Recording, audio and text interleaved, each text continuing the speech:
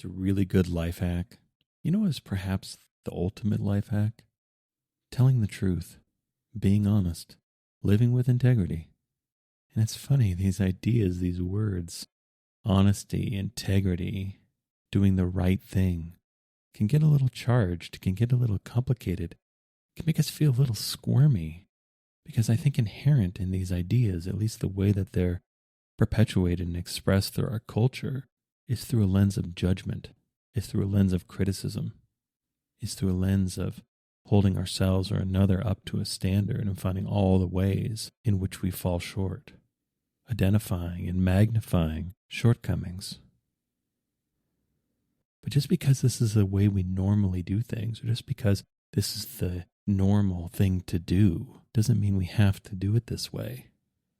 Because when it comes to something like the truth, when it comes to something like integrity, one of the ideas that I ponder frequently and seems to get a deeper and richer meaning every year is the idea of the truth sets us free. That the freedom we seek, that what we really want, that underneath all of our desires, all of our wants, all of our appetites, the main thing we want is to be free. The main thing we want is to feel free. Feel free to be ourselves. Feel free to express ourselves. Feel free to receive what we want to receive. Then incumbent on getting what we want, we must be free to receive what we want. In order to contribute what we want, we must feel free to express what we want. And one of the things I feel like I talk about frequently is how handy and useful and vital the truth is. The truth, unlike anything else, has a unique ability to lead. It's an incredibly powerful way to cut through confusion, cut through doubt, because we can always get to what's the truth. We can always endeavor after what's really true. And the more we base our life on the truth, on what's true, on what's real, the better our lives tend to go. And this helps us in our relationships too. The more honest we are, the more integrity that we live with and express, the better our relationships are, the higher quality our relationships are, the deeper our relationships get, the more real and durable our relationships become. And the truth can be really handy in learning about another, being able to observe and be aware and know how others really are. Because nothing will tell us that someone else is dysfunctional than if they punish us for telling the truth. Nothing will tell us faster that a system or a group that we're involved with is dysfunctional than if there are punishments, if the truth is de-incentivized. If the way to get ahead, the way to get forward, the way to get what we want is by somehow obfuscating or denying the truth, then ultimately that's not a situation we actually really want to be involved in. No one wants to live a lie. No one feels good lying. And sure, we may feel like we get away with something and there's that initial hit of excitement that, ooh, I just got over on something or someone. Ooh, I just got something that maybe I shouldn't have. There's a little tingle to it. There's a little sparkle to it. That's exciting. That's interesting. But that's not really sustaining. Because after that initial hit wears off and we sit with our own behavior, we sit with our own decisions, we know how that feels. We know how it feels to be dishonest. We know how it feels to be deceitful. We know how it feels to lie. We know how it feels to manipulate. We know how it feels to trick. Because at the very least, we know that we don't want to experience these things. We don't want to be lied to. We don't want to be tricked. We don't want to be manipulated. We don't want to have the truth hidden from us. We don't want to have the wool pulled over our own eyes. So it's kind of funny when we think that we can get what we want by pulling the wool over others. It's just one of those ideas that seems to fail with even the tiniest bit of scrutiny, that we can get what we want for doing things we wouldn't want. that in and of itself cancels itself out. That negates the gain.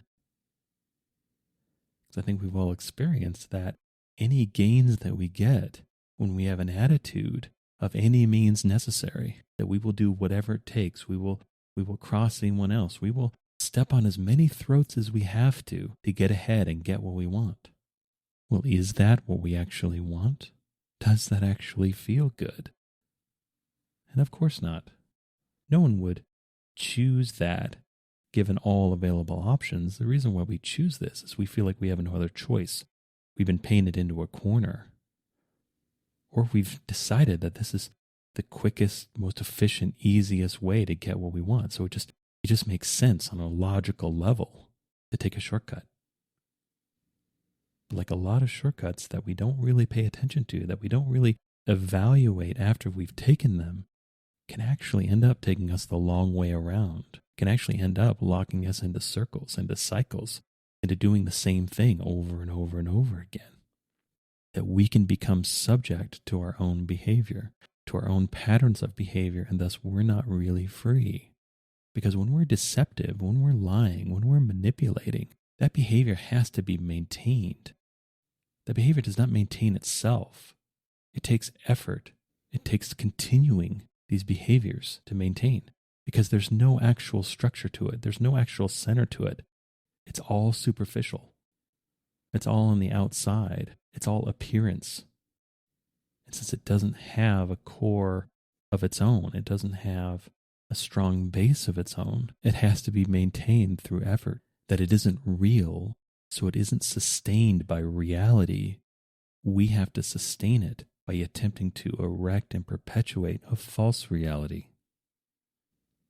Because in kind of a funny way, we can make our lives so much easier by just being honest, by just telling the truth. It's not really that complicated. And oftentimes it's not really as hard as we think it is. But especially if we've grown up in a dysfunctional family system where we were punished for telling the truth, it can feel like the truth is dangerous. The truth can't really be trusted. That we have to use our wit and our guile to get through life. We have to be crafty. We have to be clever. And that's what actually supports and sustains us. But does it? Or does that just create the need for more guile, more cleverness? Does that create the problem it attempts to solve?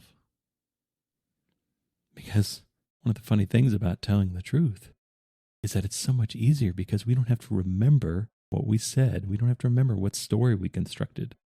We don't have to remember what manipulation we're carrying out. We don't really have to think that much. We just say how things are and then move on. We can save our thinking. We can save our effort. We can save our energy for other things. We don't have to spend an inordinate amount of our energy and our life force and our awareness on maintaining and perpetuating the untrue. We can live in the truth and use our energy elsewhere.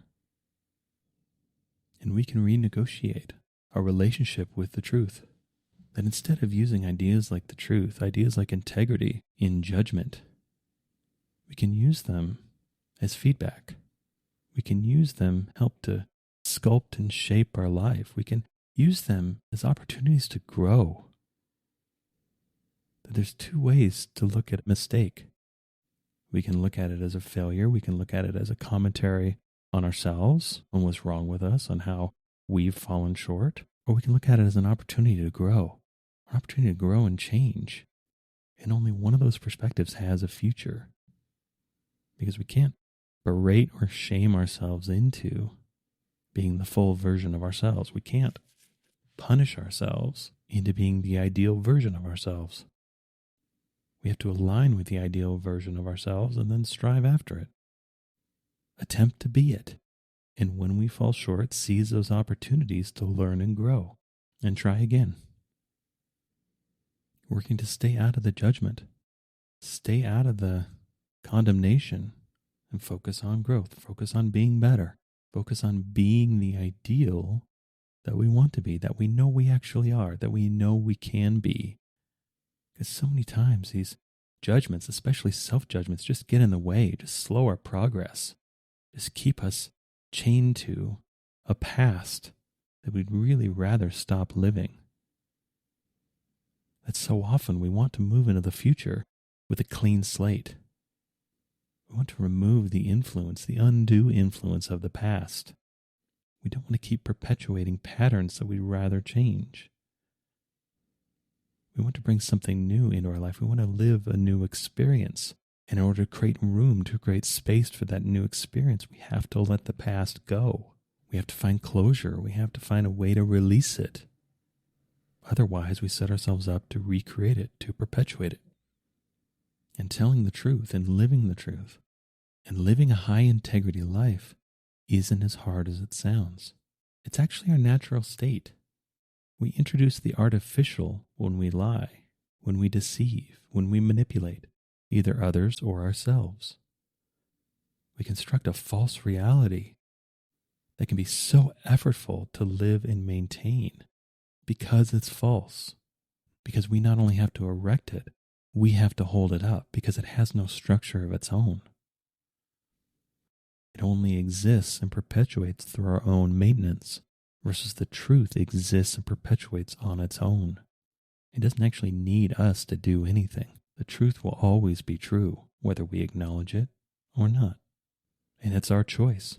But it's been my experience that life is made so much better. It's made automatically better by telling the truth, by living the truth, by living through high integrity, living with and through high integrity. And it isn't made better because of others, because of getting credit, because of being seen as a good person. It's made better because the energy is different. It's made better because I can actually have an authentic sense of self-pride that doesn't need to involve anyone else. That I can know the truth about myself. I can look at the truth of myself and be satisfied. Appreciate who and what I really am, and appreciate the person I'm being. Genuinely, I don't have to talk myself into it. I don't have to deceive myself. I don't have to cast illusions. I don't have to rationalize. I don't have to condition reality.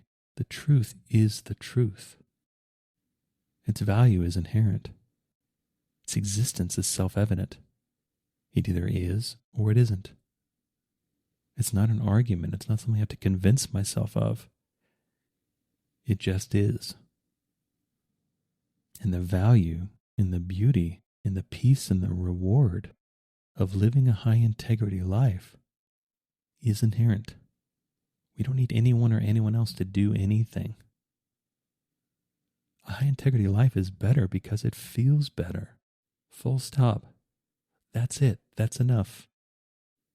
High integrity life is better because it's easier. That's enough. A high integrity life is better because it feels like who and what we really are. And that's enough. Especially if we spent a long time trying to fabricate and perpetuate illusion, we tend to get pretty weary. It tends to be exhausting. We tend to run out of gas eventually. We tend to get burned out eventually because there's really no there there. There's no substance there. There's no nutrition there. It's just empty calories. It's just junk food. It's not what we really want. And the unfortunate thing, or perhaps the fortunate thing, is that we can't find our way to truth through deception. We can't lie our way to honesty. We can't deceive our way to integrity. We find integrity and honesty and truth by living with integrity, by living with honesty, by telling the truth, by honoring the truth, by being aware of the truth, by acknowledging the truth. We choose the truth as our focus, as our basis point, as our ground state, and then we live from that. And when we do, life gets so much less confusing, so much less complicated, because we're not lost in the machinery of our own creation. We're connected to what's real. We get into a state where we can be, just be, a lot more of the time. We don't have to be thinking and thinking and thinking about how to perpetuate this false reality that we've constructed, worried that we've built a house of cards, that if one thing happens, this whole thing falls down, versus if we build a life on the truth, That's a far more secure and durable foundation. That's a far more robust and resilient structure than, in a lot of ways, living our life based on falsity, based on illusion, based on manipulation, based on trickery. It's like building a house of rotten logs. Sure, we may complete the house, and it may be shelter for some time, but those rotten logs will come calling. That will have to be maintained. Our structure will always be trying to fall down around us because it's not real. That it really seems like life itself is a bit of an abhorrent relationship with falsity, with illusion, with manipulation, with lies, with the untrue, with the false. That the structure will fall eventually. That it is completely man-made, and thus eventually it will decay to nothing. Nothing man-made endures forever. Everything made by man will go away, will erode, will be removed eventually. And the beauty is we get to choose. We get to choose how we value the truth. We get to choose how we honor the truth. We get to choose how we listen. We get to choose what we pay attention to. We get to choose what we act on. And yes, hearing the truth requires openness. Listening to the truth requires receptivity. Living the truth requires courage. Because so many of us fall into the trap of living a lie just because it seems easier, seems more normal. We don't have to stand out. We don't have to create conflict. We don't have to go against the grain. We can make our path easier by just going with what we witness around us. But that ease will never really be fulfilling, will never really give back to us in the way that we want because it isn't actually real. And we see this in our relationships too. When we start a relationship from a place of dishonesty, that will never ultimately be satisfying. And the only chance it has to ever be satisfying is if it reconnects and reorients around the truth. Because if it doesn't, it will demolish itself. It will eat itself. So we live a life of truth. We live a life of high integrity, not because of anything we're going to get, not because of how we're going to be seen or valued by anyone else. Not so that we can hold ourselves up as some prime specimen of the human species for everyone else to celebrate. We do it because ultimately that's who we are. We'll never be able to fully connect with ourselves. We'll never be able to really encounter and experience and express the full version of ourselves unless we do it in truth. That until we're willing to see the truth and honor the truth, our way will be blocked. Our expression will be corked. And again, this isn't about moralizing. This isn't about judgment. This is about living a good life. Living a life that feels good to us. Living a life that's nourishing and enriching to us. And we find that through the truth. We also make our way much easier by telling and living the truth. Because it keeps falsity, it keeps illusion, it keeps manipulation out of our life. Both in creating this for others and receiving it from others. Because we tend to get back what we choose to contribute. There's a balance there. There's a symmetry there. There's a congruence there. Our lives are a mirror to the energy we put into it. And if ultimately what we want is freedom, if ultimately what we want is peace, if ultimately what we want is to feel connected and nourished and sustained by our own life, and we find this in the truth, through living the truth, through living with high integrity, not because it makes us better than anyone else. This isn't about comparison. This isn't about elevating ourselves above others. And this isn't about diminishing other people compared to us as well. We release the comparison because it's not about anyone or anything else. This is about us. This is personal. This is our life.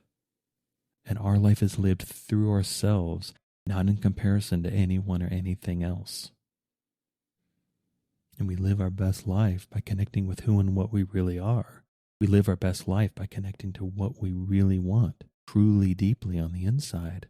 We live our best life by connecting with, acknowledging, and expressing the truth, by living the truth, by living with high integrity, by being high integrity.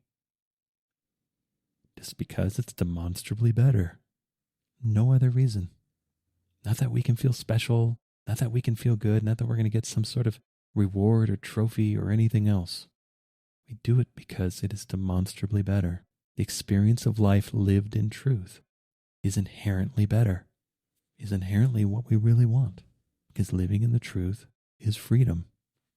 The lies that we tell and the lies that we live bind us, hold us captive, make us slaves to the lies themselves.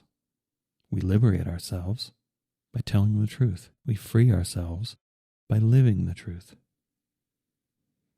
Not to feel like we're better, not to feel like we're special, because the truth is grounding. The truth is fundamental. It isn't exceptional or special. It's actually the most basic common thing there is. These aren't new ideas. This isn't radical thinking. This isn't novel or clever or ingenious. This is actually about the most simple way we can possibly live. But that's the beauty of it. The beauty is in its simplicity. The beauty is in its lack of complexity. The beauty is in its ease. That the path through life of least resistance is found in the truth. The path, the quality of life that we really want to live is lived by walking in the truth, by telling the truth, by being the truth, by living a life with high integrity. That's what we actually want. That's what we're actually after. Something that's real, something that has meaning, something that has purpose, something that's bigger than ourselves. Because when we're wrapped up in our own lies, that can never be bigger than ourselves. That's completely self-centered. That locks us into self-service and self-gratification. If we want to break free from our own self-centeredness, from just gratifying ourselves, we have to connect with the truth. Because the truth is bigger than we are. The truth is infinite. We are limited. We can only do so much. We're only here for a short amount of time. We only have access to a very small amount of things. But the truth is bigger than all of that. The truth is infinite. The truth leads us to wholeness. The truth leads us to something greater than ourselves. The truth gives us an orientation beyond our own self-serving, beyond our own self-centeredness, beyond our own shallowness, beyond our own superficiality, to something that feels better, something that objectively just is better, or the very least subjectively is way better. It's a way better way to live. And just because it's simple doesn't mean it's easy, especially if we've constructed a life that is built upon and sustained by living a lie in some way. Well, we'll have to reconcile that. We'll have to adjust that. We'll have to reorient around that. And that may be hard. That may take some time. That may be difficult. But it's worth it. It's worth it to live a life that's real. It's worth it to live a life that's true. It's worth it to live a life of meaning and purpose. It's worth it to live a life that feels whole, feels like who and what we really are. And we can find our way to that life of who we really are, what really matters to us, what would really be the best life for us by living a life of high integrity. I hope you enjoyed this episode. All episodes are given freely. If you feel inspired to give, please visit theunionpath.com/donate. If you have a question, you can contact me at theunionpath@gmail.com. Take care and all the best.